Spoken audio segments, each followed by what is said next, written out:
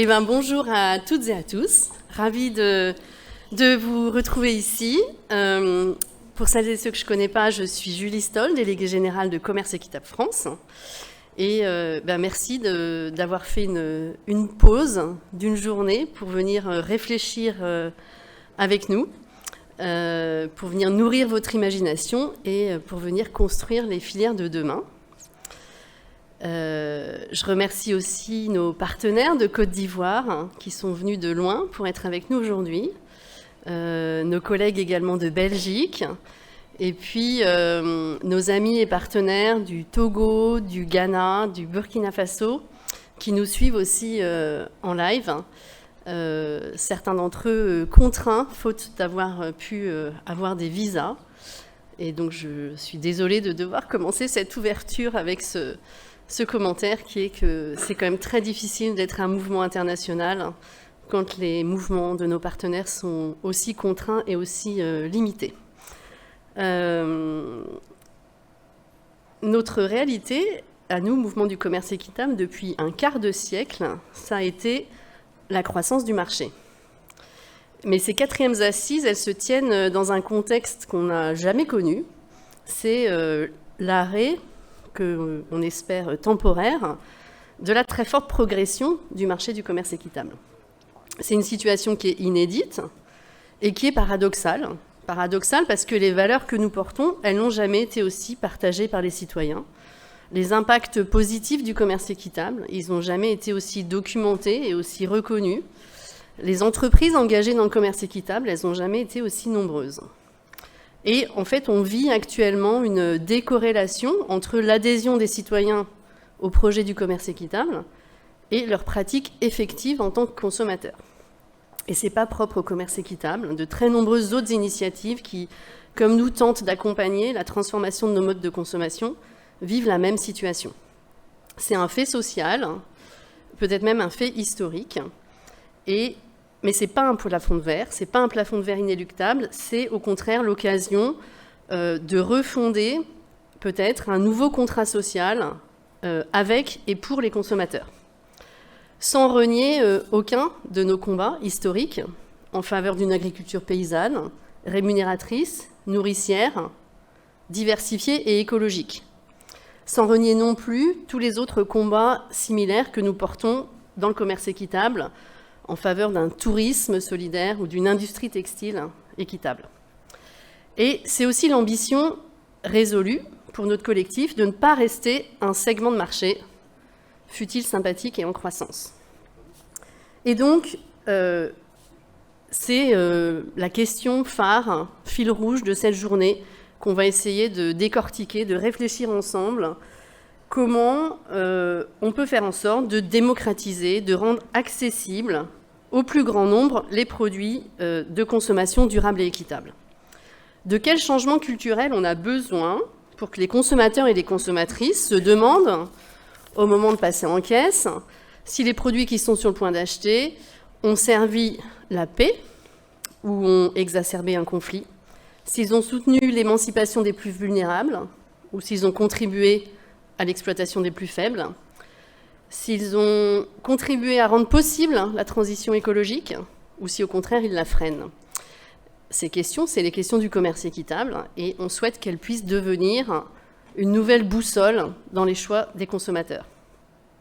Est-ce qu'on va enfin voir émerger des politiques publiques qui encouragent et qui récompensent les entreprises en fonction de leur performance sociale et environnementale et rendent leurs produits plus accessibles ? Est-ce que c'est possible une société où les citoyens exercent leur choix de consommation en connaissance de cause ? C'est-à-dire un monde où la transparence des uns n'est pas mise en concurrence avec l'opacité des autres, un monde où la sincérité des engagements ne vient pas se fracasser contre le greenwashing et le fairwashing des autres. Nos modèles économiques sont régis et contraints par des règles que nous, sociétés humaines, avons inventées, et donc elles peuvent être changées. Et les règles d'hier, elles ne nous permettent pas de répondre aux défis d'aujourd'hui. Elles doivent donc être dépassées, réinventées, transformées profondément pour pouvoir répondre aux dangers climatiques, pour mettre fin à l'effondrement de la biodiversité et pour lutter en faveur de la justice sociale. Je vous propose qu'on rêve un peu ensemble à ça et qu'on s'y mette. Mais construire les filières de demain, c'est pas seulement rêver, c'est aussi affûter, affiner notre compréhension du monde et des enjeux, rentrer en dialogue avec les chercheurs, les chercheuses, les experts, les expertes, et aussi avec tous les intervenants de notre économie, jusqu'à la plus modeste des paysannes du Burkina Faso, à l'origine du karité dont on se sert pour s'hydrater la peau tous les matins. Et donc on a essayé de vous concocter un programme inspirant et porteur d'espoir à l'image du mouvement du commerce équitable pour travailler toutes ces questions. Nos assises ne sont pas seulement des assises parce que vous avez passé une bonne partie de la journée assis, mais parce que nous souhaitons aussi vous entendre, recueillir vos idées, vos commentaires, vos questions, vos appréciations. Et c'est le sens du QR code que vous trouvez sur votre badge, qui vous donne accès à une plateforme Internet dans laquelle vous pouvez poser des questions aux intervenants, faire des commentaires et interagir avec nous, parce que vous êtes tous des acteurs et des partenaires du secteur du commerce équitable et que votre point de vue compte.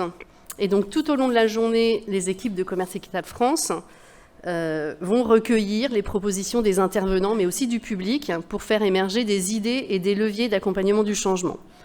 Ces leviers seront ensuite retravaillés par notre collectif pour concevoir 10 propositions pour des filières équitables, durables et accessibles. Et ce sera notre programme de travail pour l'année 2024 que nous défendrons auprès des politiques, des citoyens et du secteur privé. Voilà, au menu de cette journée, très rapidement, on va être en formation plénière le matin. On aura un panorama du secteur du commerce équitable présenté par nos administrateurs, un cadrage scientifique et un cadrage politique, puis 2 tables rondes pour faire dialoguer experts, acteurs et partenaires du commerce équitable autour des questions que je viens d'évoquer. Après, on aura une petite pause conviviale. Pour le déjeuner, vous pourrez tester tous les produits que nous ont offerts une trentaine d'entreprises de commerce équitable. Je crois qu'elles vont s'afficher derrière moi, donc un grand merci à elles. Vous verrez que le commerce équitable, on peut en manger matin, midi et soir. Et puis, retour en plénière à 14h, avec la remise des premiers trophées du commerce équitable et de l'agroécologie, pour nous inspirer avec les plus belles expériences de terrain, et pour montrer que le commerce équitable, c'est un accélérateur de transition. Ensuite, il y aura 6 ateliers. On vous redira tout ça en début d'après-midi. Et pour la clôture de nos travaux en fin de journée, je vous propose de rester avec nous. De nouveau en plénière dans cette salle, il y aura une surprise. Ça s'appelle les polyphonies du commerce équitable. Je ne vous en dis pas plus. Et on terminera avec un petit apéro équitable, bien sûr. Je ne peux pas conclure cette ouverture sans remercier tous les partenaires qui se sont mobilisés à nos côtés pour rendre cet événement possible, convivial, intéressant, accessible à l'autre bout du monde, interactif, etc. Et je pense qu'ils vont aussi s'afficher derrière moi. Un grand merci notamment à l'AFD, à Carasso et à la Fondation française pour l'environnement mondial, qui sont des partenaires très structurants de nos travaux avec nos partenaires du Sud, mais aussi de structuration du commerce équitable en France, et puis à toutes les fondations, entreprises et labels du commerce équitable qui participent à cette journée. Je vais bientôt passer la parole à Damien Conaré, qui est le secrétaire général de la chaire UNESCO Alimentation du Monde et qui nous a fait l'amitié et le plaisir d'animer ces assises. Mais tout d'abord, on va lancer un petit film qui est le mot d'ouverture de Madame Olivia Grégoire, qui ne pouvait pas être avec nous aujourd'hui, mais qui souhaitait nous partager sa vision du commerce équitable. Olivia Grégoire est secrétaire d'État auprès du ministre de l'Économie. Elle a un large portefeuille qui concerne le commerce équitable à plusieurs titres, puisqu'elle est secrétaire d'État à l'économie sociale et solidaire, aux PME, au commerce, à l'artisanat, au tourisme et à la consommation. On a donc beaucoup de choses à se dire. Et je lui laisse la parole et je vous souhaite à toutes et à tous de très bonnes assises.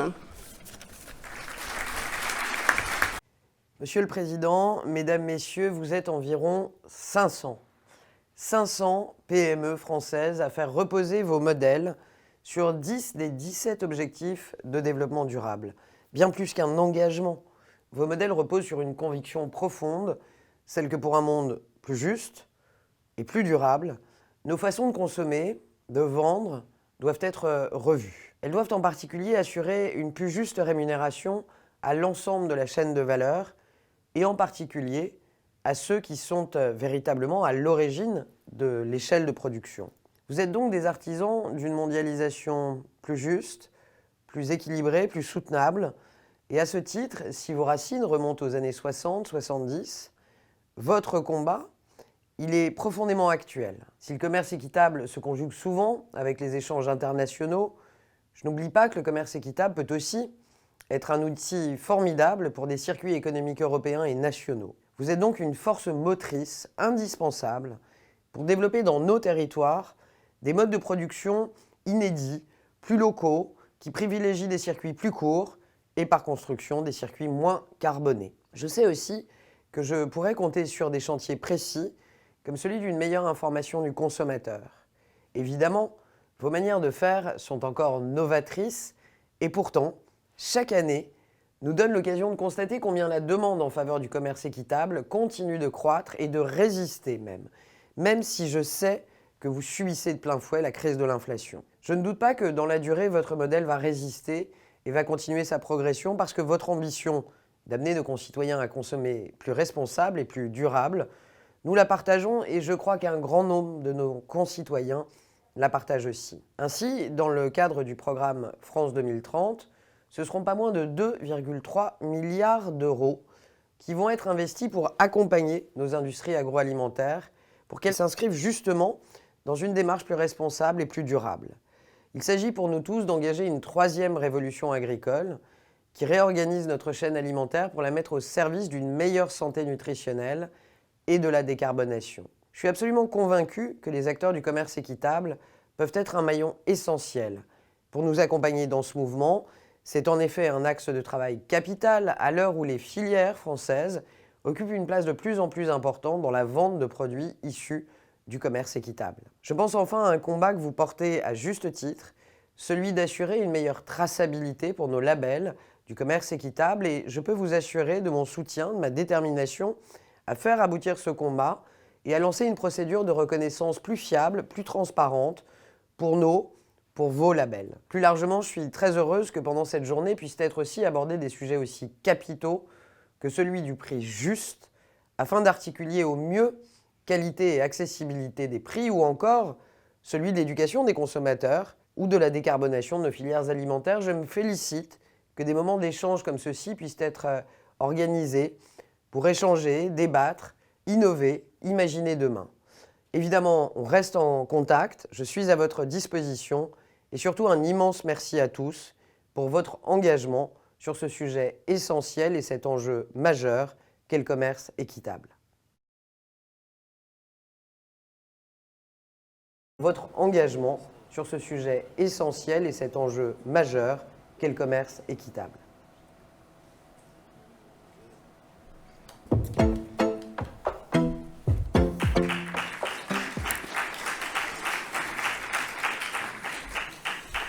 Bien, bonjour à toutes et tous. J'ai donc le plaisir d'animer au moins cette matinée et puis la remise des trophées qui aura lieu en début d'après-midi. Alors les organisateurs ont voulu vous proposer un panorama de la situation du commerce équitable et pour ça, voilà, j'appelle des membres du conseil d'administration de Commerce Équitable France à bien vouloir me rejoindre sur scène pour nous faire cet état des lieux. Donc c'est Stéphane Comard de Éthicable, Ludovic Brindejon de Agriéthique, Claire Touret de Biopartenaires, Diane Thomas de Biocop, Bastien Beaufort de Guayapi, Gérald Gaudreuil de la Fédération Artisans du Monde, Estelle Dubreuil, Faire un monde équitable et Christophe Chauveau d'AVSF. Donc à vous la parole pour nous proposer ce panorama du commerce équitable.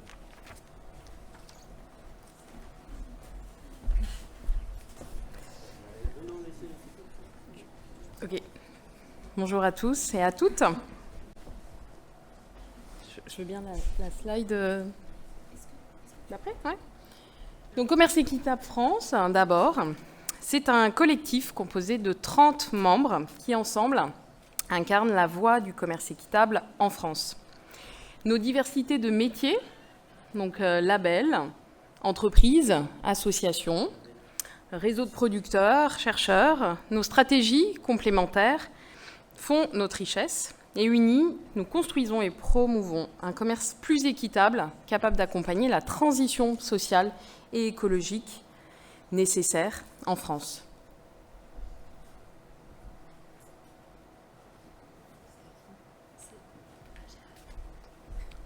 Bonjour à toutes et tous. Alors, le commerce équitable, ce sont des garanties.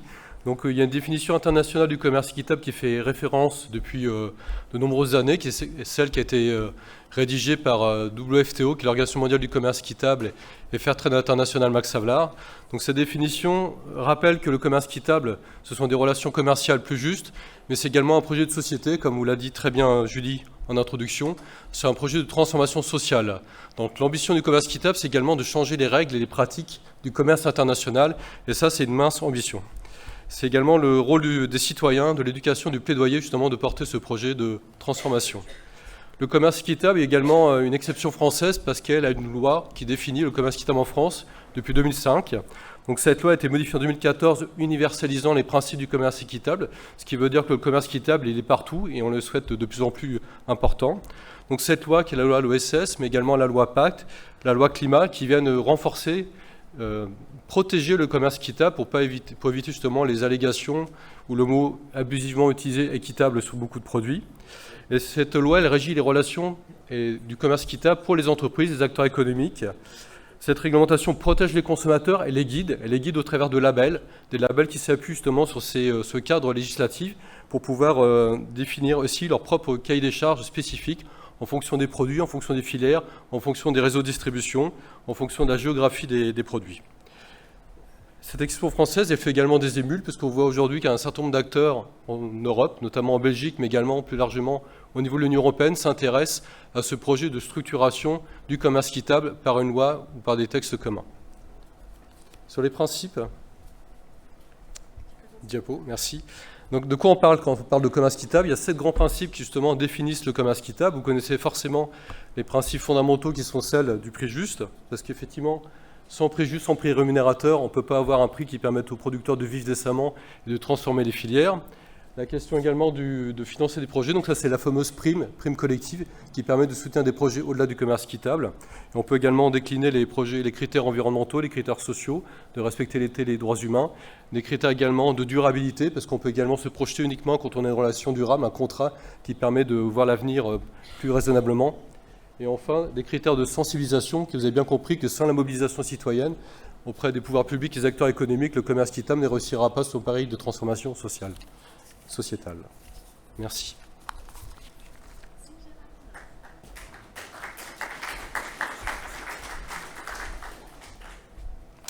Bonjour à toutes et à tous. Donc, j'ai la chance de vous présenter les chiffres clés du commerce équitable, et notamment liés aux produits labellisés avec les 8 labels que vous avez vus précédemment.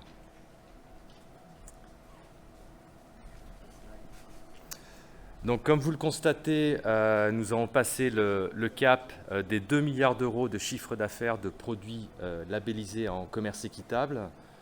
Les 2 tiers représentent les filières internationales et le tiers restant, donc les filières Origine France. Donc on reste sur on va dire une dynamique, en tout cas une stabilisation intéressante, malgré une baisse de la consommation alimentaire. Donc la croissance des ventes en France, donc comme vous pouvez le voir, a été multipliée par 4 depuis 2014, avec un développement concomitant à la fois des filières internationales et des filières françaises. Ça s'explique notamment par la diversité et le développement de l'offre et la possibilité aussi de retrouver nos produits labellisés dans de multiples circuits de distribution.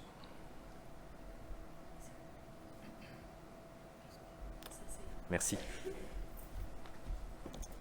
Bonjour à toutes et à tous. Donc, sur la typologie des produits, aujourd'hui, le commerce équitable... les produits du commerce équitable sont essentiellement agroalimentaires, donc ils représentent 95% des ventes. Mais quand on regarde sur les 5% restants, il y a quand même une belle diversité de produits qui restent à développer dans le futur, avec une moitié de cosmétiques, hygiène, soins. On trouve encore le textile, l'artisanat, le tourisme, les fleurs, un segment important, et un tout petit pourcent sur les huiles essentielles, les compléments alimentaires et autres dérivés de plantes. Donc toutes filières confondues, les produits les plus vendus du commerce équitable sont donc le café, avec 23% un départ. Ensuite, la boulangerie et viennoiserie à hauteur de 20%. Donc ici, on voit le commerce équitable Origine France qui prend force. Le chocolat, les bananes et des fruits et légumes frais et aussi les produits laitiers dans cette même dynamique. Et donc, on peut noter qu'aujourd'hui, 80% des bananes bio vendues en France sont aussi labellisées commerce équitable. Et ça amène une réflexion très intéressante. C'est la forte convergence, en fait, entre l'agriculture biologique et le commerce équitable.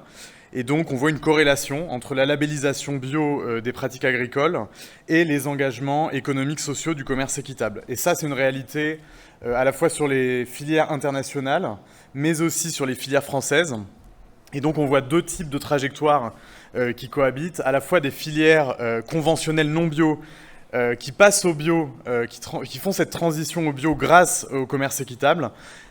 Et de l'autre côté, on trouve des filières qui sont historiquement plutôt biologiques, écologiques, et qui vont parfois plus loin, même que le biologique, et qui donc valorisent leur engagement grâce au commerce équitable. Enfin, pour ma partie, sur les lieux de vente, donc les grandes et moyennes surfaces restent les dominants en fait, des lieux de distribution des produits du commerce équitable avec 46%. Et ensuite, on trouve bien sûr les magasins spécialisés bio et équitables à hauteur de 21,5%. Donc leur rôle, il est fondamental pour le développement du marché. On va trouver aussi donc, la consommation hors domicile à hauteur donc, de 16,3% des ventes. Et enfin, on trouve donc 14,6% des ventes du commerce équitable qui se font chez des artisans commerçants et donc notamment les boulangeries. Merci beaucoup.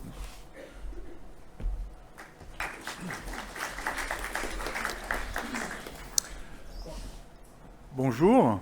Alors, une autre facette de ce panorama concerne le travail collectif, ce que nous faisons ensemble. Nous sommes un mouvement à l'œuvre pour renforcer les impacts. Non seulement c'est un devoir que nous avons pour nos partenaires producteurs, mais c'est aussi le seul moyen de développer le commerce équitable et de montrer aux consommateurs que ça a du sens. Nous sommes aussi un collectif qui appuie la structuration du secteur. Depuis plusieurs années, nous développons des projets d'une taille importante, mutualisant avec les différents membres du collectif et les producteurs des ressources significatives pour travailler soit sur de l'appui à des filières, soit de la compréhension de filières sur différentes géographies, en France, mais beaucoup dans les pays du Sud, et notamment en Afrique de l'Ouest. Nous travaillons sur différentes thématiques, sur les impacts, bien évidemment, mais aussi sur la consommation responsable, sur l'appui au territoire, sur l'éducation des jeunes. Et ça, c'est des choses qui sont particulièrement importantes. Comment renforcer les impacts du commerce équitable? C'est une question importante. Nous avons, depuis plusieurs années, travaillé d'une certaine façon en investissant dans des études que l'on retrouve sur différents thèmes, que ce soit des études de filière ou que ce soit des études d'impact. Et nous développons une expertise, nous développons des savoir-faire qui nous permettent de consolider nos actions, de les évaluer, de les consolider et de faire des programmes à moyen et long terme. Pour ce faire, nous utilisons différentes méthodologies. Soit nous faisons des analyses d'impact, soit nous faisons des comparaisons entre des filières conventionnelles et des filières commerce équitable. Nous mesurons les différents aspects sur les impacts sociaux, les impacts économiques, les impacts environnementaux des actions que nous menons. Alors, pourquoi faisons-nous ça? Bien évidemment, nous sommes persuadés que le commerce équitable a la vocation d'améliorer les conditions économiques et sociales des producteurs. C'est la première mission du commerce équitable. Néanmoins, on s'aperçoit qu'un partenariat commercial fort, rémunérateur, qui sait partager la valeur ajoutée, est la condition sine qua non d'une transition agroécologique et sociale. Et le commerce équitable est un chemin de changement dans cette direction-là. Merci.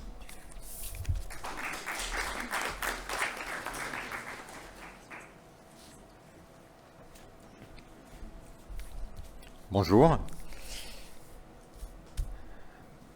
Commerce Équitable France et ses membres s'investissent également à la source, c'est-à-dire sur le terrain dans les pays du Sud, et plus particulièrement en Afrique de l'Ouest. Les populations paysannes d'Afrique de l'Ouest sont parmi les plus vulnérables, les plus précaires, les plus démunies du monde. Elles ne bénéficient d'aucun système de protection sociale. Elles sont très mal rémunérées pour un travail souvent encore très pénible par des filières qui nous approvisionnent en cacao, en karité, beurre de karité, en noix de cajou, en artisanat et fruits et d'autres produits. Filières qu'elles ne contrôlent pas du tout, sur lesquelles elles n'ont absolument aucun pouvoir. Elles sont soumises à des aléas climatiques chaque fois plus extrêmes. Les ressources auxquelles elles accèdent pour produire les sols, l'eau, les forêts se dégradent continuellement. Tout ça sous la pression de filières conventionnelles qui ont des effets néfastes, tels que le démontrent toutes les études conduites par Commerce Équitable France. En 2016, pour relever ces défis de la lutte contre la pauvreté, ces défis de la justice sociale, de la justice économique, ces défis de la durabilité environnementale, Commerce Équitable France et ses membres, dont Agronomes et Vétérinaires sans frontières, ont lancé, avec le soutien de l'Agence française de développement et du Fonds français pour l'environnement mondial, un grand programme qui s'appelle le programme Équité, qui en est aujourd'hui à la fin de sa deuxième phase. Presque 15 millions d'euros ont été dépensés. On est en train de discuter d'une troisième phase avec les pouvoirs publics français. Équité, c'est d'abord un programme multi-acteurs. On y retrouve impliqués de nombreux membres de Commerce Équitable France, des associations, des labels, des entreprises. Mais c'est un programme aussi qui s'articule avec des acteurs locaux, des ONG des pays africains, des laboratoires et centres de recherche, des pouvoirs publics sur le terrain.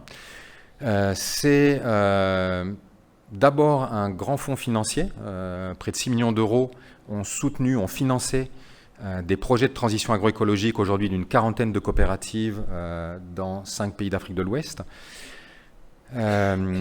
C'est un programme qui a soutenu l'innovation de ces coopératives en matière de transition agroécologique. C'est un programme qui a soutenu de la formation, qui a soutenu de la consolidation de la gouvernance de ces coopératives-là. C'est un programme qui également appuie toute la promotion et la défense du commerce équitable conduite par des plateformes, plateformes nationales, qui sont un peu les équivalents de Commerce Équitable France, au Mali, au Burkina Faso, au Bénin, au Ghana, au Togo, en Côte d'Ivoire. Et enfin, c'est un programme qui nourrit le plaidoyer, j'y reviendrai plus tard dans la présentation, qui nourrit le plaidoyer de Commerce Équitable France et de ses membres. On peut passer peut-être à la diapositive suivante. Il est impossible ici de présenter toutes les activités, tous les résultats du programme Équité. Donc je m'arrêterai sur 4-5 points. Donc comme je l'ai dit, Équité a soutenu de l'innovation technique, technologique et sociale en matière de transition agroécologique, en matière d'agroforesterie, en matière de production de biointrants, de biopesticides, en matière de gestion technique et sociale de périmètres forestiers de karité dans les pays sahéliens. Le programme, grâce à ce programme-là, une quarantaine de coopératives ont consolidé leur gouvernance, mais aussi ont consolidé leurs services aux producteurs, leurs services d'assistance technique, justement pour conduire l'innovation et la transition agroécologique, leurs services de fourniture en intrants et certains équipements utiles à la transition agroécologique, mais aussi ont pu développer, grâce à leurs gains économiques, mais aussi aux primes, des services sociaux, tels le crédit pour la scolarisation des enfants, Grâce à ce programme Équité, ce sont aussi 45 000 femmes productrices, transformatrices de beurre de karité au Burkina Faso, au Mali, qui ont pu consolider leurs emplois, améliorer leurs conditions de travail dans des pays en crise, et en crise politique, en crise climatique, en crise d'insécurité et de conflits armés. C'est également un programme, l'école du leadership conduit par Fairtrade Africa et Max Havelaar France, qui a permis la sensibilisation de milliers de femmes et d'hommes sur le sujet du genre et les problématiques de genre, qui ont permis de renforcer les capacités de ces femmes à prendre la parole, par exemple, ou à s'impliquer dans la gouvernance de leur coopérative. C'est l'augmentation des débouchés de ces coopératives-là, 91% d'augmentation du volume exporté. Et puis c'est la consolidation chez 25 coopératives de systèmes de traçabilité qui leur a fait prendre de l'avance face à la nouvelle réglementation européenne de lutte contre la déforestation importée. Et je m'arrête là.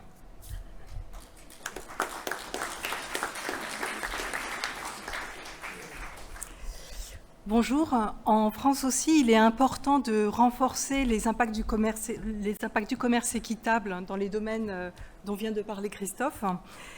C'est un levier important en France, le commerce équitable, pour accompagner et soutenir ces transitions.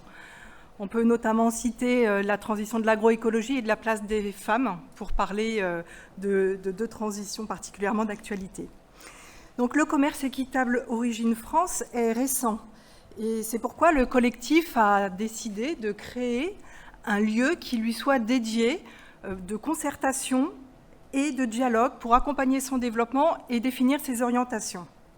Donc, ce comité Origine France existe depuis 2017.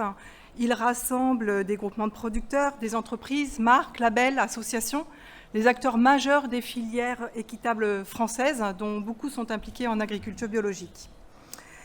C'est un comité qui joue un rôle important pour construire une culture commune autour des valeurs du commerce équitable et en cohérence avec le commerce équitable international.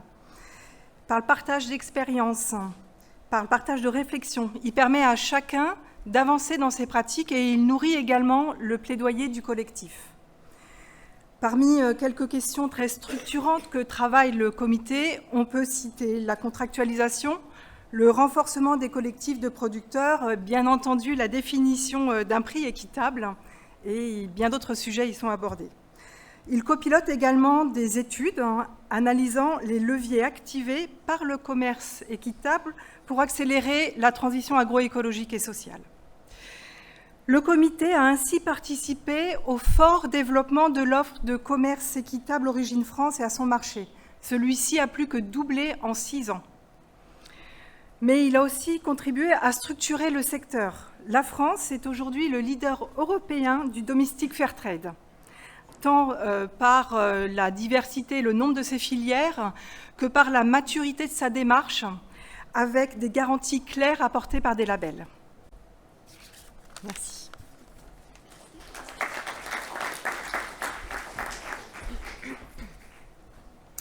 Alors, il n'y aura pas de transition sans transformation culturelle de notre consommation et de notre citoyenneté. La ministre l'a souligné tout à l'heure, ça passe par les consommateurs, mais ça passe aussi par les plus jeunes, et ça commence dès le plus jeune âge.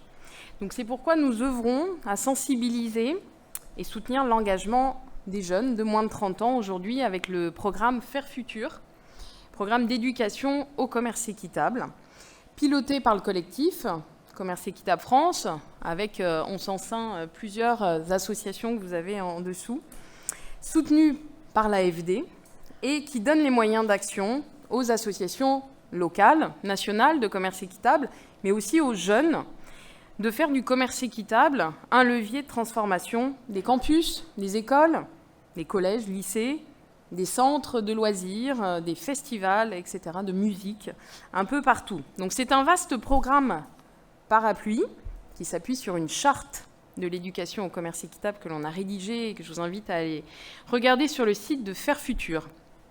Et ce programme englobe des dispositifs de ces organisations membres Voilà, donc nous avons 2 programmes phares. JAS, Jeunes en action pour le commerce équitable, donc qui s'applique dans les collèges et les lycées et qui s'appuie sur l'éducation populaire et l'empowerment des jeunes. Et puis Génération équitable, qui mobilise les étudiants dans leur campus pour transformer les pratiques alimentaires de leurs collègues. Et nous misons aussi sur le jeu, vous en avez 2 ici, pour faciliter la prise de conscience et la transition individuelle, mais aussi collective, pour mieux comprendre tous les enjeux qui s'appliquent sur les labels alimentaires, l'alimentation, et puis ce qu'on peut transformer réellement à son niveau. Et puis la nouveauté de novembre 2023, c'est la communauté Faire Futur, que l'on a lancée, qui s'ouvre à tous les acteurs éducatifs de France, qui sont invités à nous rejoindre dans cette communauté pour dialoguer, avoir à disposition des ressources éducatives pour pouvoir parler de commerce équitable, mais aussi d'autres enjeux qui sont forcément en lien et qu'on peut rapprocher du commerce équitable. Donc toutes les infos, vous avez la chance d'avoir un stand Faire Futur aujourd'hui, donc n'hésitez pas à aller nous rejoindre et visiter et découvrir nos jeux.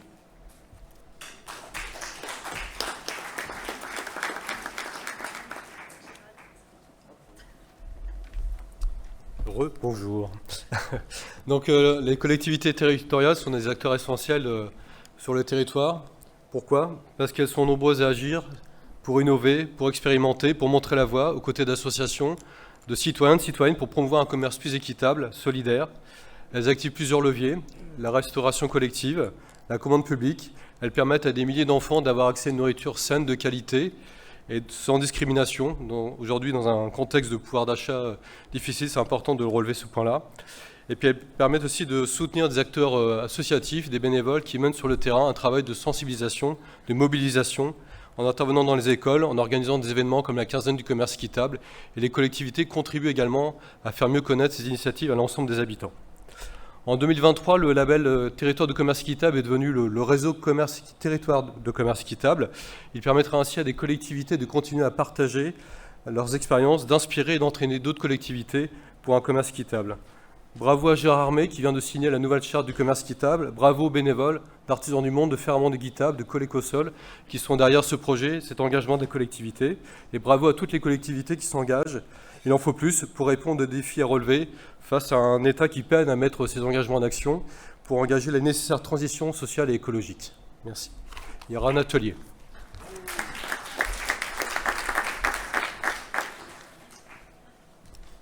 Vous avez eu une présentation des grands projets qui structurent notre collectif et il nous a semblé judicieux de vous expliquer, de vous faire connaître comment on arrivait à créer un projet.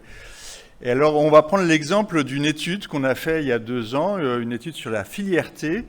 Et cette étude sur la filière thé a montré un certain nombre d'enjeux majeurs que le commerce équitable pouvait s'adresser, notamment en termes de répartition de la valeur, bien évidemment, en termes d'agroécologie, puisque vous savez qu'une majorité du thé est produit en grande plantation, souvent à découvert, de manière intensive, et puis surtout la condition terrible des ouvriers et des ouvrières, notamment des ouvrières dans les plantations de thé.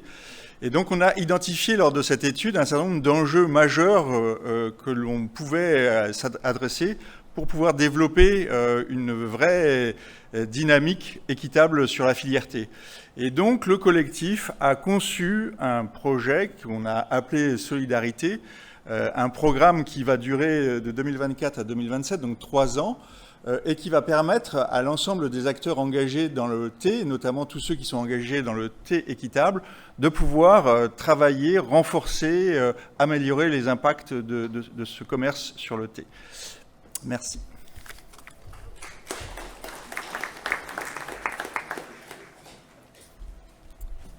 Bonjour à tous, je vais vous parler plaidoyer et évolution du cadre réglementaire. Donc aujourd'hui, on peut affirmer que le commerce équitable est une démarche qui est reconnue par les politiques publiques pour accompagner la transition écologique et sociale.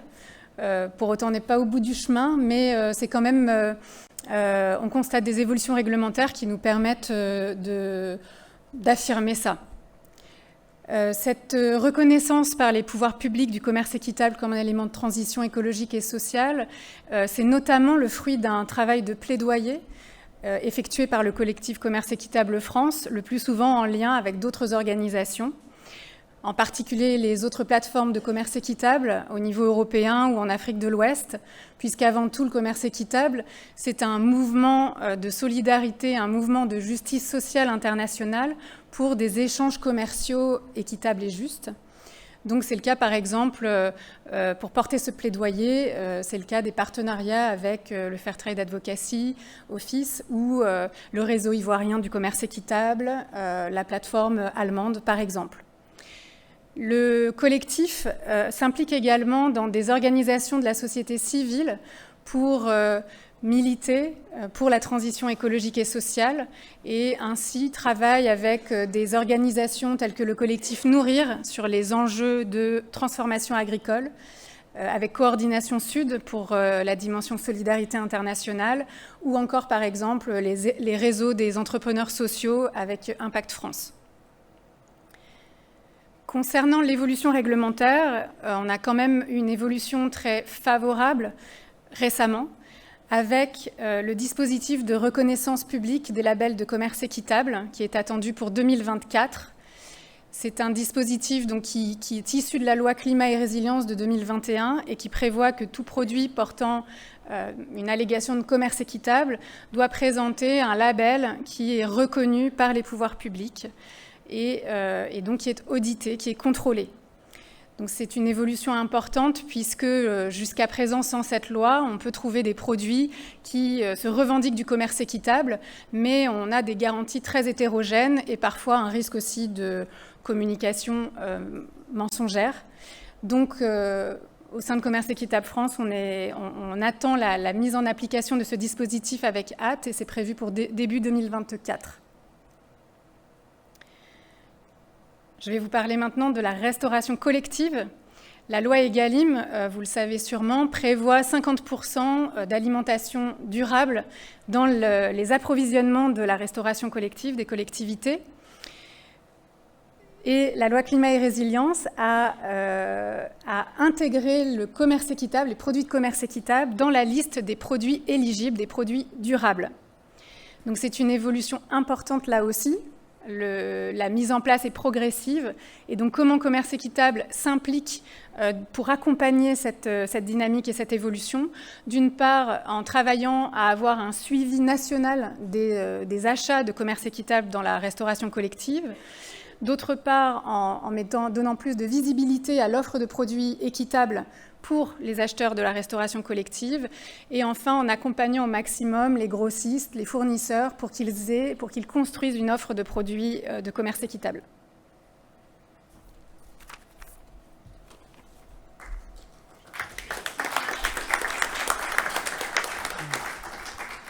En termes de reconnaissance, on va aussi parler de la reconnaissance sur l'international, parce que le commerce équitable est aujourd'hui bien identifié et reconnu par les pouvoirs publics français comme un levier de développement durable à l'international.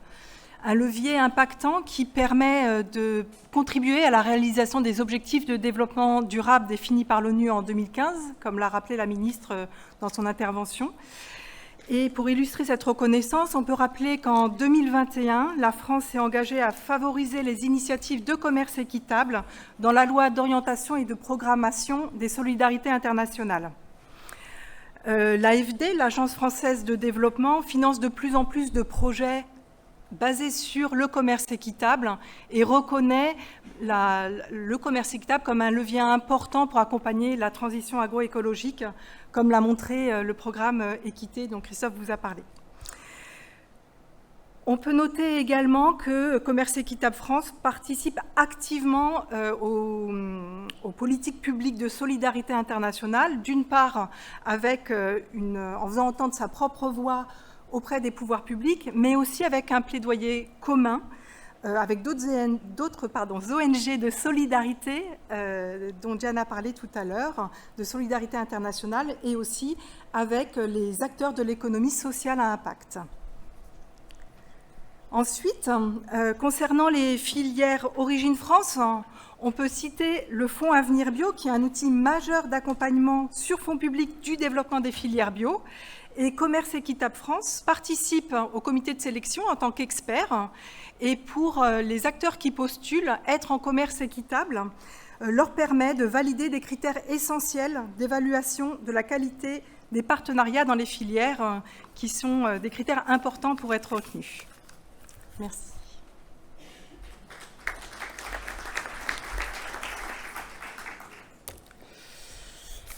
Et demain, les filières conventionnelles, les filières internationales conventionnelles entretiennent la pauvreté. Le système agroalimentaire hyper-productiviste, hyper-mondialisé, complètement dérégulé, a un impact très fort en termes d'émissions de gaz à effet de serre, en termes d'effondrement de la biodiversité, en termes de pollution des sols et des eaux. Le commerce équitable, depuis sa genèse, porte en lui la critique de ce système-là. Et les pratiques du commerce équitable qui nous ont été rappelées par Stéphane en début de présentation, le prix juste, les préfinancements, les relations entre l'acheteur et le vendeur dans le temps long, etc., etc., etc., sont autant de pratiques inspirantes pour de futures politiques publiques de développement de filières équitables et de régulation internationale. Commerce Équitable France s'appuie sur cette expérience forte du commerce équitable et de l'accompagnement à la transition agroécologique, justement pour s'investir dans des démarches fortes, en direct ou à travers des collectifs, Coordination Sud, le collectif Nourrir et bien d'autres, pour influencer les politiques publiques, pour contribuer à la construction de propositions de politiques alternatives. Au moins deux grands niveaux. Un niveau qui est le plaidoyer pour des politiques favorisant des filières agroécologiques et équitables. Là, Commerce Équitable France et ses membres portent plusieurs propositions. Donc d'abord, Commerce Équitable France réclame des programmes de soutien au développement de ces filières-là. Équité est un exemple de programme de soutien. Équité est une mini-politique publique de soutien à certaines filières de commerce équitable entre l'Afrique de l'Ouest et la France et l'Europe. Commerce Équitable France propose un meilleur encadrement des marges, propose une politique de TVA différenciée pour faciliter l'accès des plus démunis aux produits du commerce équitable, propose d'introduire les produits du commerce équitable dans la restauration publique et privée, et propose des mesures de soutien à l'éducation, à la citoyenneté et à la solidarité internationale de nos concitoyens et notamment de nos jeunes. Ça, c'est le développement des filières agroécologiques et commerce équitable. Commerce Équitable France s'implique également dans les débats mondiaux qui reviennent aujourd'hui à l'ordre du jour sur la régulation des marchés. Je citerai juste deux exemples pour ne pas être trop long. Commerce Équitable France vient d'organiser la semaine passée, certains d'entre vous y ont peut-être participé, un séminaire sur cette problématique de régulation des marchés mondiaux et du commerce mondial, avec des propositions alternatives, séminaire auquel a participé des représentants de l'Union européenne. Il s'agit d'avoir de l'incidence sur ces grands faiseurs de politique publique. Et Commerce Équitable France, deuxième exemple, est fortement impliqué dans la défense des petits producteurs, des petites productrices, notamment de cacao, face à cette nouvelle réglementation européenne qui au départ est positive sur la lutte contre la déforestation importée, mais dont le coût de mise en place pourrait porter préjudice justement aux petits producteurs, petites productrices et à leurs organisations. Commerce Équitable France et ses membres construisent tout un plaidoyer pour défendre les intérêts de ces productrices et de ces producteurs face à cette réglementation. Merci.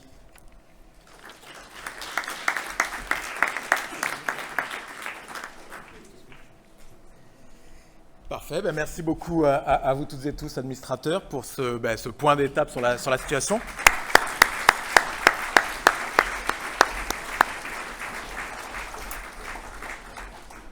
nous avoir exposé le foisonnement des projets sur lesquels vous êtes. Alors, petite inversion de programme due à un agenda chargé, je crois, pour Monsieur Potier. Donc, Mathieu, on va te demander un petit peu de patience et laisser la priorité à Dominique Potier qui doit nous quitter à 11h. Donc, Dominique Potier, vous êtes député, je vous invite à nous rejoindre, député de la 5e circonscription. Député de la 5e circonscription, bonjour, de la Meurthe-et-Moselle, donc c'est du côté de Nancy, donc vous, votre circonscription est plutôt sur la ville de Toul, si je ne me trompe pas. Et donc, on vous sait très investi sur les questions d'agriculture et d'alimentation, notamment un projet alimentaire sur votre territoire, Terre de Lorraine, qui a beaucoup mis en avant justement les questions de justice alimentaire. Donc, Monsieur Potier, pour un cadrage politique de cette journée. Merci beaucoup pour votre invitation. Vous dire d'emblée que je suis très impressionné par les rapports qui ont été faits par les administrateurs. Moi, je souhaite à toutes les fédérations du monde d'avoir des conseillers d'administration à cette hauteur et qui s'investissent de façon collégiale. J'étais très impressionné, bravo, merci. Je ne dis pas ça pour vous faire plaisir, c'est que je le pense vraiment.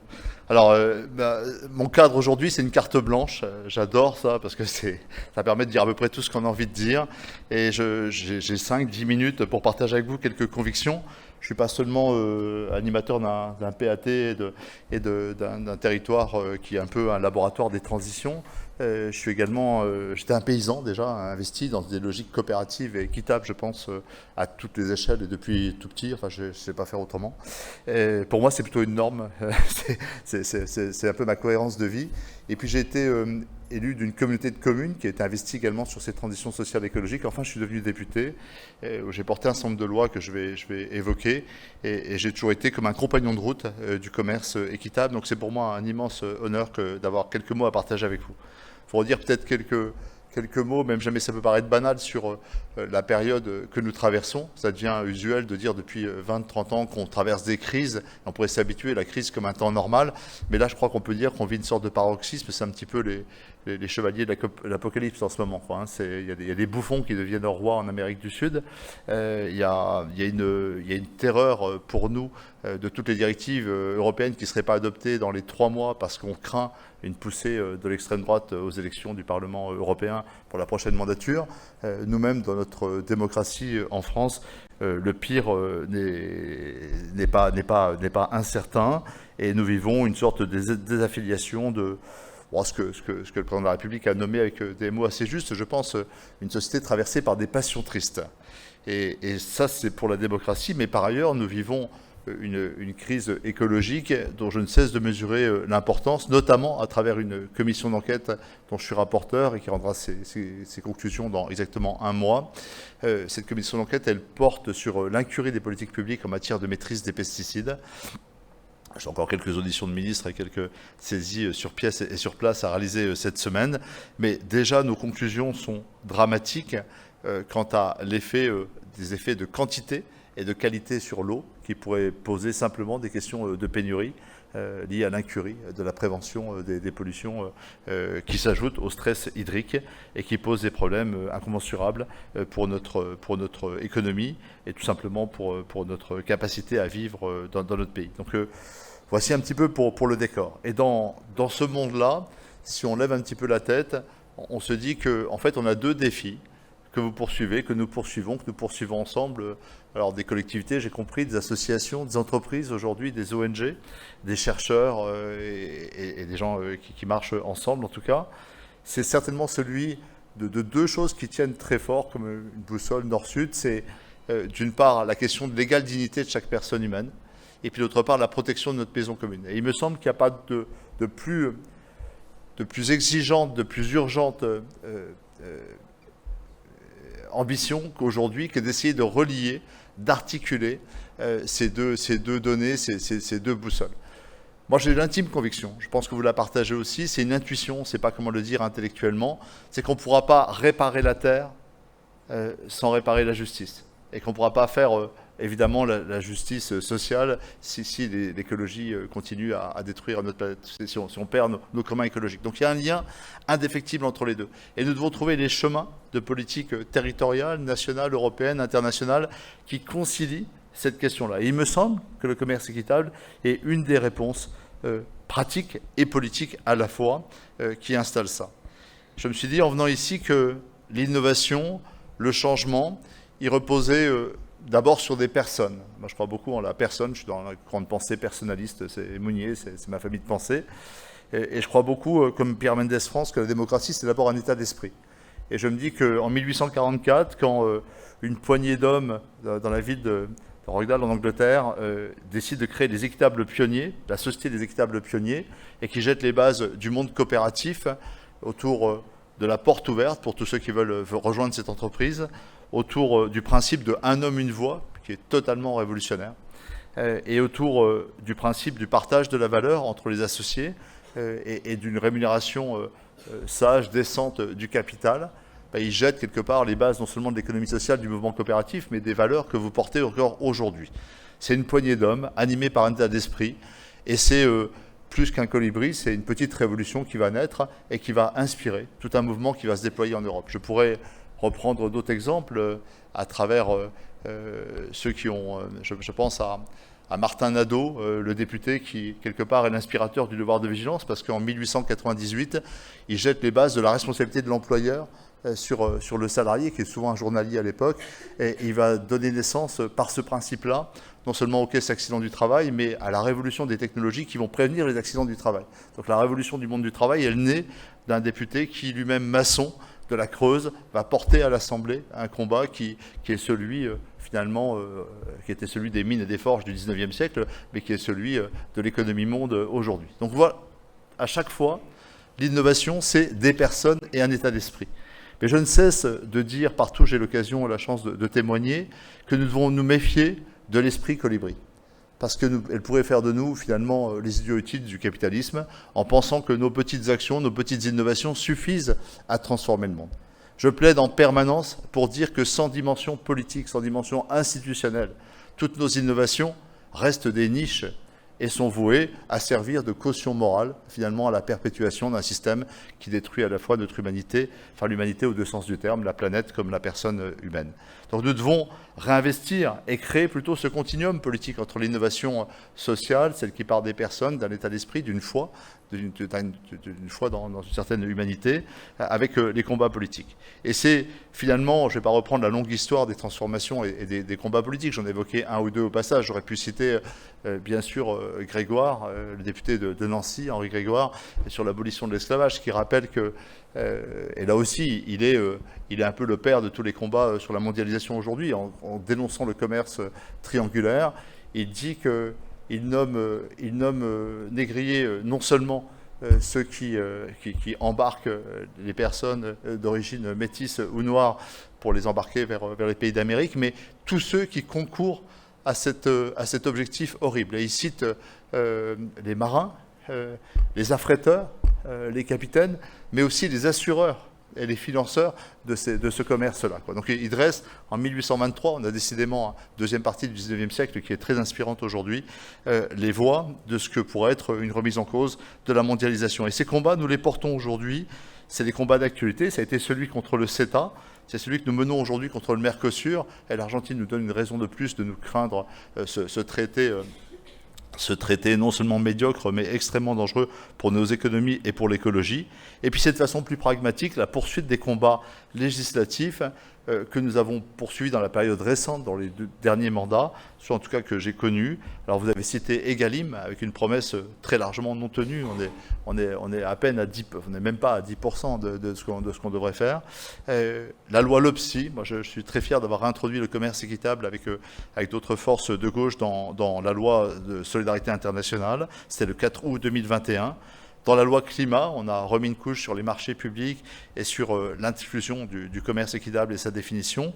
Dans Pacte, on n'a pas fait que des bêtises, on en a fait quelques-unes qu'on va corriger plus tard. Dans la loi d'escrozaille du 30 mars 2023, on a remis, c'est Egalim 3, on a remis le fait que le commerce équitable pouvait être une des modalités de ce juste partage de la valeur dans les chaînes de l'agroalimentaire. Et puis, en septembre 2023, on a déposé une proposition de loi de façon transpartisane avec Gérard Le Seul, que vous connaissez bien ici, et Astrid Panassian, qui est dans la majorité présidentielle, pour mettre fin à cette allégation toxique qui était celle des systèmes de garantie qui venait troubler ce que sont les labels du commerce équitable. Donc cette menace d'une proposition de loi transpartisane a fait plier le gouvernement, et je crois que Olivier Grégoire a pu vous le dire tout à l'heure, on a assaini par le décret en confiant à la plateforme RSE la garantie de ce qu'est le label équitable dans la durée. Donc le travail a été fait, mais nous ne désespérons pas qu'à travers un véhicule législatif à venir, nous puissions l'inscrire non pas sous forme réglementaire, mais dans la loi, afin de renforcer cette allégation. Voici pour le travail. Et puis, partage avec vous cette nouvelle et cette fierté. La semaine dernière, avec Boris Vallaud, j'ai eu l'honneur de gagner sur une saisine de l'OCDE à travers le point de contact national. Nous avons dénoncé Shein, enfin différentes manières de prononcer, vous prendrez celle que vous voulez. En tout cas, on parle bien de la même multinationale chinoise. Et désormais, il y a une enquête de l'OCDE, une médiation. J'aurai l'honneur de dialoguer avec les dirigeants de Chine à Bercy ou ailleurs dans Paris, mais en tout cas, des rencontres sont prévues. Surtout, il y a une enquête qui est menée, un accompagnement. Évidemment, c'était pour nous surtout l'occasion d'avoir un haut-parleur et de dénoncer ce qui est aujourd'hui un petit peu, qui est une sorte de caricature de ce qu'est le Black Friday aujourd'hui, c'est-à-dire une économie mortifère, et de dire que non, jamais, au nom du pouvoir d'achat, nous ne pourrons détruire la dignité de la personne, du travail, détruire notre planète, ou voire même détruire notre capacité souveraine en matière industrielle, si je prends la question du textile. Je n'oublie pas que les travailleuses du Bangladesh, surtout les travailleuses du textile, ont échoué à obtenir le doublement de leur salaire, qui les plaçait toujours à 50% du salaire vital au Bangladesh. Et si au Bangladesh, on ne peut pas payer 438 €, ce qui est le salaire vital, mais plutôt aujourd'hui de 70 à 100 €, et on n'a même pas obtenu les 250 qu'elle demandait, c'est bien parce qu'il y a toujours une place au monde où Chine ou d'autres, ou leurs sœurs et leurs cousins sont capables d'aller chercher moins cher, à un prix qui est exorbitant sur le plan écologique et sur le plan du travail forcé et du travail, parfois du travail des enfants. Donc c'est tout ce travail législatif que nous portons aujourd'hui. Il a un prolongement européen. Et je voudrais vraiment qu'on s'en réjouisse avant peut-être de pleurer en 2024, mais ça dépend de notre mobilisation aux uns et aux autres. Il y a un printemps, il y a une renaissance européenne qui s'est traduite par un faisceau de lois qui était tout à fait inédit. Et je crois qu'il faut le saluer, porté de façon souvent transpartisane par des majorités de gauche, centristes, parfois avec l'alliance avec quelques conservateurs.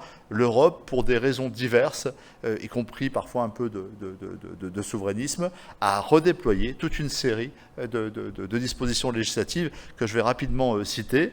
C'est la plus obscure, mais peut-être la plus prometteuse à long terme, porte sur le reporting extra-financier. La directive CSRD, c'est la capacité pour l'Europe de se doter d'une taxonomie commune pour dire ce qui est bon et ce qui n'est pas bon, ce qui est vrai et ce qui n'est pas vrai. Et ça, c'est absolument fondamental. Alors, elle a été adoptée, mais elle va se déployer. Et ce temps du déploiement est un temps où le pouvoir réglementaire va être trop important.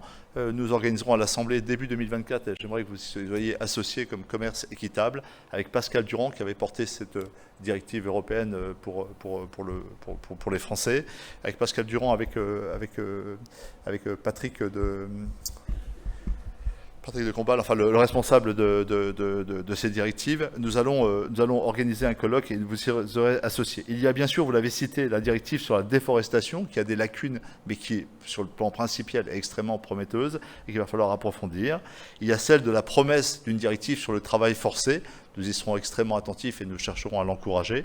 Elle devrait prendre des dispositions aussi radicales que les États-Unis en avaient adopté avant l'ère Trump, qui était l'interdiction d'entrer des marchandises dès lors qu'il n'y avait pas de traçabilité qui garantissait l'absence de travail forcé, de travail des enfants ou de zones où travailler, notamment pour les zones de la Chine concernées par le drame des Ouïghours. Donc des dispositions dures annoncées par la présidente de la Commission, mais vous savez que le Green Deal, comme toutes ces dispositions aujourd'hui, sont fragilisées par une sorte de retour du conservatisme, des libéraux, des systèmes autoritaires, et que nous craignons que l'ensemble des directives soient menacées. C'est le cas de celle qui est peut-être le navire amiral et la plus précieuse, celle sur le devoir de vigilance des multinationales que j'ai eu l'honneur de porter en 2017 dans la loi française, qui a inspiré l'Allemagne 2 ans après, et d'autres pays qui ont engagé des processus politiques ou législatifs.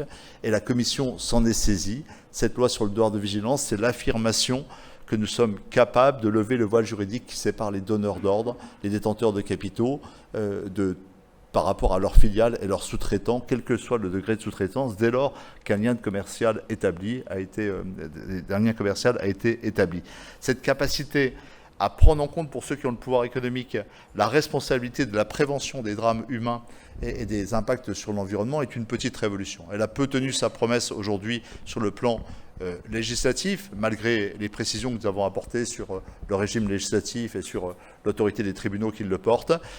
Mais c'est assez banal. Quand on reprend les lois de Martin Nadeau, c'est 10 ans de déploiement avant d'obtenir les premiers procès. Donc c'est un temps trop long, mais c'est un temps naturellement long. C'est ce temps de la maturation du droit. Il y a quelques promesses, je ne vais en citer aucune, mais il y a quelques multinationales qui aujourd'hui sont dans le viseur et sont concernées pour des affaires petites ou grandes qui concernent le pétrole, l'agroalimentaire, le textile, etc.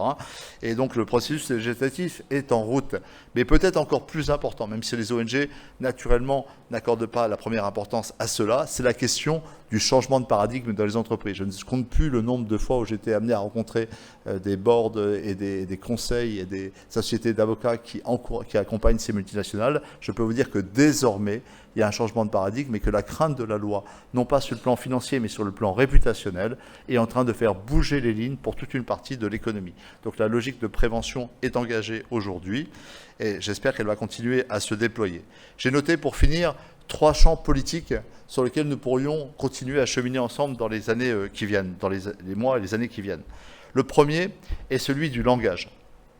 C'est un champ qui a été par trop abandonné, non seulement par la gauche, qui est ma famille politique, mais par la République en général et par la vie publique en général. La question du langage a été privatisée.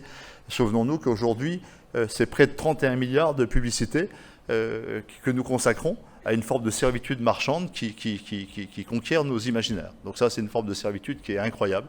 Et face à ça, la capacité de la puissance publique à faire de l'éducation, non seulement de l'éducation nationale, mais de le faire par les médias, de le faire par l'éducation populaire, représente 1% de ces crédits-là. Donc on a une disproportion totale dans la fabrique des imaginaires entre une éthique de la responsabilité publique quant à nos actes de consommation, le citoyen engagé, et celui de machin. Donc il y a un enjeu énorme. Cet enjeu, c'est celui de la publicité, c'est celui de la RSE. Donc je continue à penser, contre certaines ONG qui méprisent un peu cette voie, qu'elle est vraiment un champ énorme, parce qu'elle va donner la capacité aux citoyens de reprendre du pouvoir comme consommateurs, mais également comme collaborateurs. Vous savez qu'il y a une crise de renouvellement des cadres dans les entreprises, et heureusement, une génération nouvelle arrive avec cette aspiration éthique et va challenger les entreprises. Et par ailleurs, nous pourrons le faire également en pesant sur notre épargne, pour ceux qui ont la chance d'en posséder, et sur l'orientation des fonds financiers, dès lors que nous serons sortis du babel des labels verts qui aujourd'hui polluent la finance et n'apportent aucune clarté. Donc il y a un potentiel dans la RSE à travers la CSRD et son déploiement dans le langage commun, de donner un lien entre la société et l'économie et de redonner du pouvoir aux citoyens. Vous parliez d'empowerment tout à l'heure. Le premier, il est sur ce champ du langage. Le deuxième, c'est celui d'une logique de prévention. Souvent, l'État-providence a été spécialisé dans la correction des inégalités, dans la réparation des dégâts sur l'environnement. Je rêve, et nous sommes quelques-uns à rêver, d'un État préventif. On a exploré jusqu'à l'USée la face nord de l'État-providence, qui est celle de la réparation. Je rêve que nous explorions celui de la face sud. Je vous donne un seul exemple. Si nous avions une fiscalité capable d'aller chercher les sommes qui sont versées au-delà de 12 fois le SMIC, 12 fois le SMIC, c'est 0,3% des Français aujourd'hui. 0,3% des Français, c'est 9 milliards d'argent, c'est 9 milliards d'euros. Eh bien, ces 9 milliards d'euros représenteraient quelque chose de l'ordre de 2 à 300 euros sur le premier décile des travailleurs pauvres. Ça représenterait 100 euros sur tous ceux qui sont en dessous du revenu médian sur la fiche de paye à compétitivité égale. Et l'instrument financier qui le permettrait, c'est simplement le fait de ne pas déclarer au-delà de 12 fois le SMIC les charges dans une logique d'impôt sur les sociétés. Donc une fiscalité de la prévention, un impôt sur les sociétés différencié en fonction du scoring RSE des entreprises, c'est un levier extraordinaire de changement que nous pourrions explorer. Le dernier point, et je vais être bref parce que je sens que j'ai dépassé le temps, c'est celui d'explorer les voies de ce que Mireille Delmas-Marty appelait une souveraineté solidaire qui s'oppose à la souveraineté solitaire. Cette souveraineté solidaire, c'est celle non pas du protectionnisme, mais d'une puissance normative de l'Union européenne, de la France et de l'Union européenne, capable dans la mondialisation d'engager des transactions commerciales sur la base de ce que vous défendez, les principes même du commerce équitable. Pour finir, et je le relisais récemment à travers les manifestations qui nous ont réunis autour des drames du Proche-Orient, et nous ne pouvions pas faire autrement que de faire mémoire autour des questions d'antisémitisme, des racines de ces combats et de la déclaration de 1848 sur la Déclaration universelle des droits de l'homme adoptée le 10 décembre au palais de Chaillot, c'était en France, c'était ici. L'article 1er de cette déclaration, après la nuit de l'Europe, elle rappelle que tous les êtres humains naissent libres et égaux en dignité et en droit. Ils sont doués de raison et de conscience et doivent agir les uns avec les autres dans un esprit de fraternité. Je me dis simplement, en regardant les forces rassemblées ici, celles du commerce équitable, c'est que vous portez ce combat, vous êtes les héritiers de ce combat humaniste, de ce combat universaliste, vous l'enracinez dans l'économie réelle, dans les entreprises, dans les transactions que vous mettez en place. Vous êtes quelque part, moi j'aimais dire que la loi devoir de vigilance pour laquelle nous tremblons sur les résultats du trilogue actuellement à l'échelle européenne était une loi passe-muraille. J'aime à dire que le commerce équitable est un brise-glace d'un capitalisme financier ivre de lui-même et que votre coalition nous avons aujourd'hui un consensus politique pour dire que c'est une niche. Aujourd'hui, vous ne trouverez personne dans la classe politique pour être contre le commerce équitable. Comme niche, ça plaît à tout le monde. Notre objectif, c'est d'en faire une norme, c'est de créer une coalition qui demain sera majoritaire pour en faire une norme. Et ce combat de la norme, c'est celui qui vous réunit aujourd'hui, chez moi, dans mon village, qui est très populaire. Quand les gens ils disent c'est normal, ils disent c'est juste. Eh bien, c'est le combat que vous portez, c'est un combat qui est juste, et il gagnera. Merci.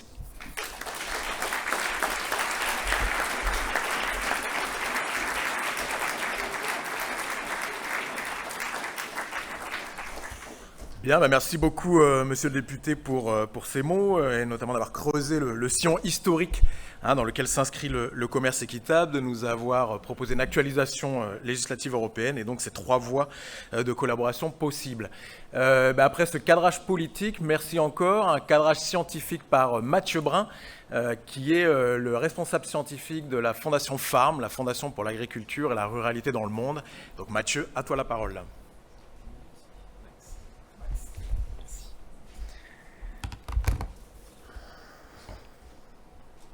Bien, bonjour à toutes et bonjour à tous.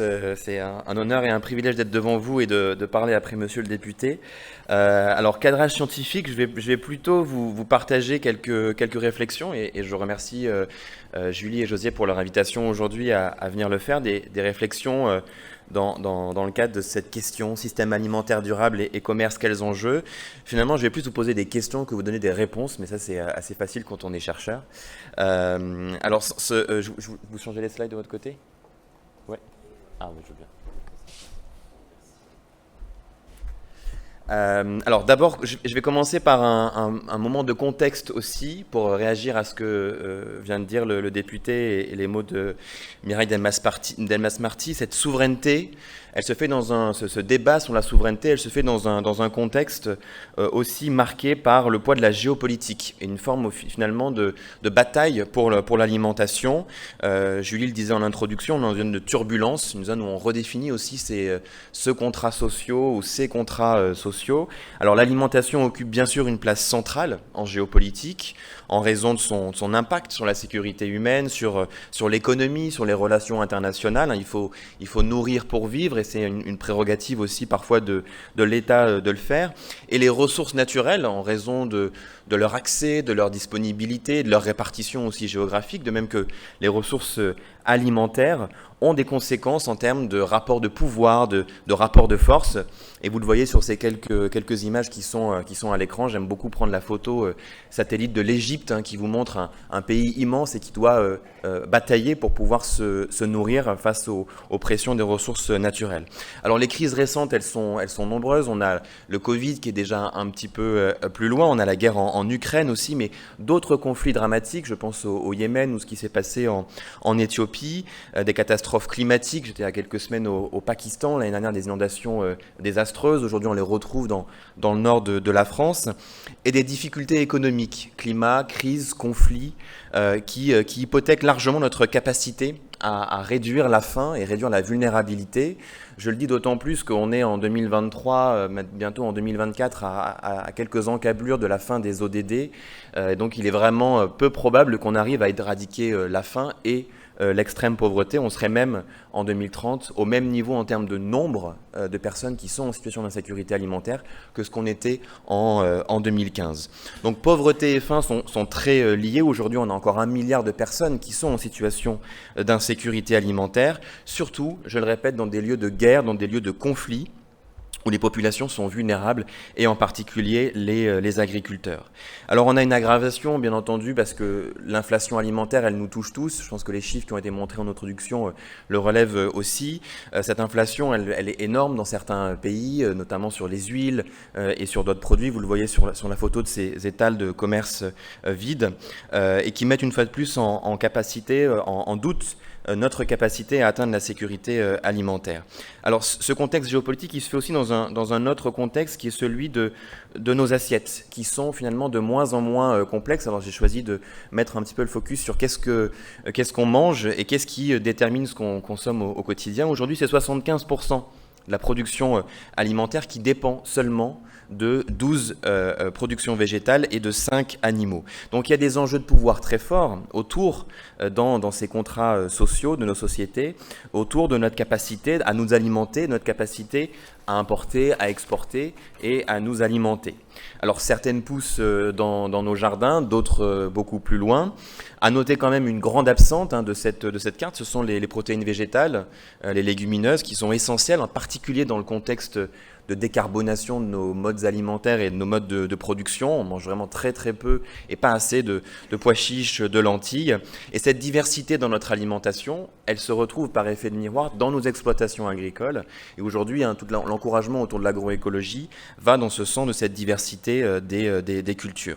Alors forcément, ça crée des situations de dépendance, ça crée des vulnérabilités, surtout quand certains pays, je parlais de l'Égypte tout à l'heure, ont plus de poids que d'autres sur le commerce mondial parce qu'ils exportent plus ou parce qu'ils importent plus, et que les économies agricoles alimentaires sont fortement dépendantes. Alors on a beaucoup parlé du blé de Russie et d'Ukraine, mais on n'a pas assez, je pense, parlé de l'enjeu des huiles végétales, et notamment de cette dépendance de plus en plus importante de certains pays du Sud vis-à-vis, par exemple, de l'huile de palme ou d'autres huiles végétales. Alors, si on regarde un petit peu cette carte du commerce, finalement, on voit qu'on est dans un contexte où le commerce, depuis le début des années 2000, a largement augmenté. Il est passé de 400 à 1500 milliards de dollars, le commerce agroalimentaire. À la fin des années 90, le commerce était réservé à une petite série de personnes. À l'époque où j'étais sur les bancs du lycée, c'était la triade, comme on l'appelait, Japon, Europe, Amérique du Nord, qui concentrait l'essentiel de ces flux. Et depuis le milieu des années 2010, on voit une évolution majeure, avec des échanges qui s'augmentent, qui s'accélèrent, qui se multiplient, qui se complexifient aussi, avec une interconnexion de plus en plus grande entre les pays du Nord et les pays du Sud. D'abord, le complexe soja est très fort aujourd'hui, avec des dépendances vis-à-vis de certains pays producteurs. La palme, j'en ai parlé tout à l'heure, avec l'Indonésie par exemple, mais aussi les céréales. Vous le voyez sur la carte qui est située sur la gauche ou sur votre droite, je ne sais pas dans quel sens vous la voyez. En tout cas, on voit ce triptyque blé, riz, soja notamment, et le poids de certains producteurs très, très importants.